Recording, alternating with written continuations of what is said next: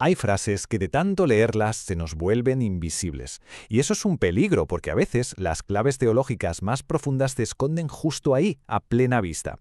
Hoy vamos a hacer precisamente eso. Vamos a parar y a desglosar las primerísimas palabras del Evangelio de Mateo. Una frase que muchísimos pasan por alto, pero que, como vamos a ver, esconde todo un universo de significado. Así que vamos a ello, vamos a sumergirnos en este análisis.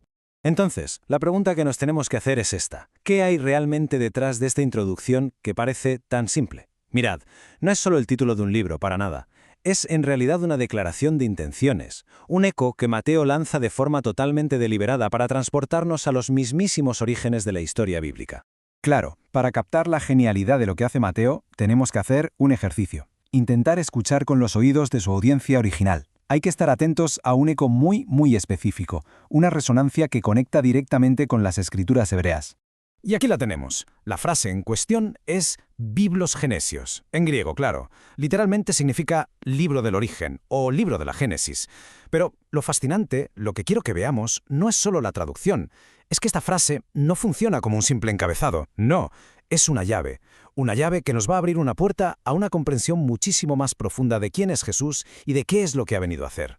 Entonces, ¿cómo construye Mateo esa conexión? ¿Cómo funciona esa llave? Bueno, para descifrar el código que nos propone, tenemos que viajar un poco hacia atrás y familiarizarnos con una técnica literaria muy concreta del Antiguo Testamento. Porque claro, él no escribe en un vacío, está literalmente tejiendo su relato dentro de una tradición riquísima y muy antigua. Vale, lo primero es entender un concepto clave, el semitismo. A ver, Mateo escribe en griego, la lengua franca de la época, pero su mente, su estructura de pensamiento es hebrea.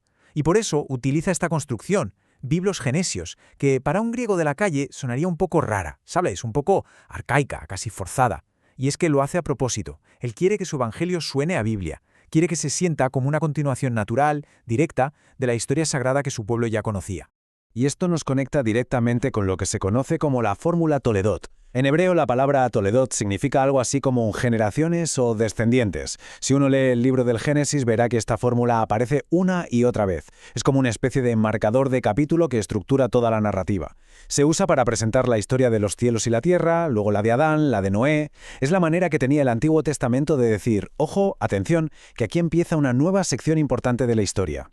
Y aquí, justo aquí, es donde todas las piezas del puzzle empiezan a encajar. Porque Mateo no está usando una fórmula genérica, no.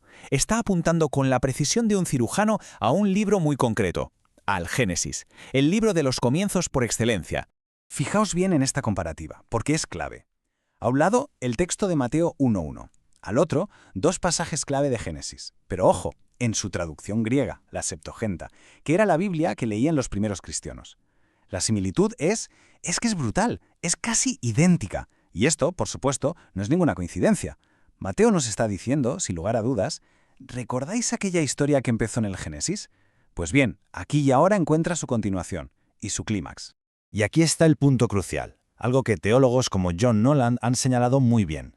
Mateo no está simplemente escribiendo la genealogía de una persona. No, lo que está haciendo es proclamar el comienzo de algo inmensamente más grande. El libro del origen de una nueva humanidad. Una humanidad que a través de Jesús va a ser restaurada y redimida. Pero esta conexión va mucho más allá de ser un simple truco literario, ¿eh? Se mete de lleno en el corazón de la teología de la creación. Si Mateo nos está llevando de vuelta al primerísimo capítulo del Génesis, es por una razón muy poderosa. Pensemos por un momento en esa imagen, ¿verdad? Es súper icónica, Génesis capítulo 1. El caos original, la oscuridad total sobre el abismo, y de repente el Espíritu de Dios moviéndose, planeando sobre las aguas, justo en el instante previo a traer el orden, la luz y la vida a todo. Pues bien, esta imagen ilustra a la perfección la tesis de Mateo.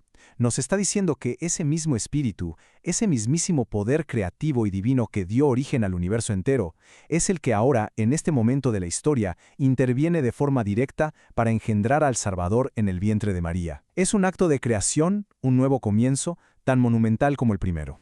Entonces, ¿a dónde nos lleva todo esto? ¿Cuál es la gran conclusión de todo este análisis exegético?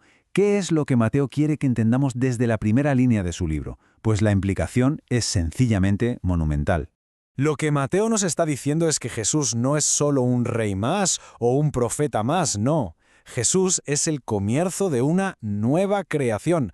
Pensemos en ello. Si el libro del Génesis narra la historia del primer Adán y la posterior caída de la humanidad, lo que el Evangelio de Mateo nos va a narrar es la historia del segundo Adán, aquel que ha venido para iniciar una restauración divina, para rehacer todo lo que se rompió en el principio.